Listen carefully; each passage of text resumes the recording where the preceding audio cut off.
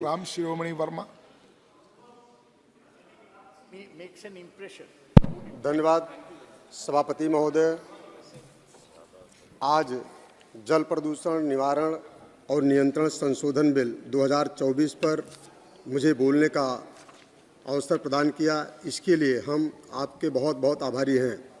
जैसा कि विदित है कि यह जल प्रदूषण निवारण और नियंत्रण संशोधन बिल 2024 5 फरवरी 2024 राज्यसभा में पेश किया गया था और 6 फरवरी 2024 को पास हुआ था।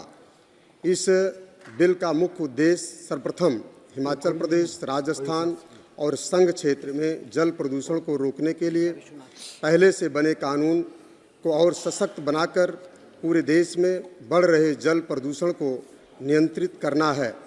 यदि कोई व्यक्ति जल प्रदूषण करता है तो पहले 1.5 वर्ष जेल और फाइन दोनों से सज़ा दिया जाता था, लेकिन वर्तमान में इस बिल का मकसद जेल की सज़ा को हटाकर उसके स्थान पर आर्थिक दंड 10,000 से लेकर 15 लाख रुपए तक लगाने का प्रावधान है।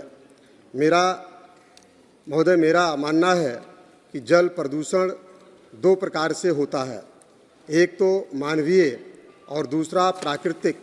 मेरा संसदीय क्षेत्र श्रावस्ती जो तराई क्षेत्र के अंतर्गत आता है, इसके अलावा जनपद, ये पिछड़े जनपद हैं, जनपद श्रावस्ती, बलरामपुर, सिद्धार्थनगर, गोरखपुर तथा अन्य जनपद भी आते हैं, जिसमें हमारे यहाँ राप्ती नदी का पानी जब उसमें बाढ़ आता है तो इतनी गंभीर समस्या पैदा कर देता है, जैसे कि किसानों की फसलों का नुकसान होना, साथ साथ इतनी भयंकर बाढ़ आती है कि तमाम जो किसानों के जानवर, जीव जंतु, तमाम ऐसे जानवरों की मृत्यु हो जाती है और उससे भी भयंकर प्रदूषण उस नदी के अंदर हो जाता है। ऐसे तमाम पूरे प्रदेश में इस स्थिति को देखते हुए मैं माननीय मंत्री जी से चाहूँगा, सरकार से चाहूँगा कि इसी भयंकर स्थिति से निपटने के लिए जो मेरा क्षेत्र है, जो पिछड़ा जनपद है, उस नदी राप्ती नदी के दोनों किनारों पर ऊंचे बांध बना करके और पानी को रोकने का प्रयास किया जाएगा तो हमें लगता है कि हर साल जो बाढ़ आती है कई हज़ार घर नदी में समा जाते हैं और किसानों के जानवर भी काफ़ी संख्या में उनकी मृत्यु हो जाती है। मैं खुद गया था, अभी 2021 में बाढ़ आई थी सभापति महोदय, मैंने देखा था कि गाँव के तमाम जानवर नदी में बह गए थे।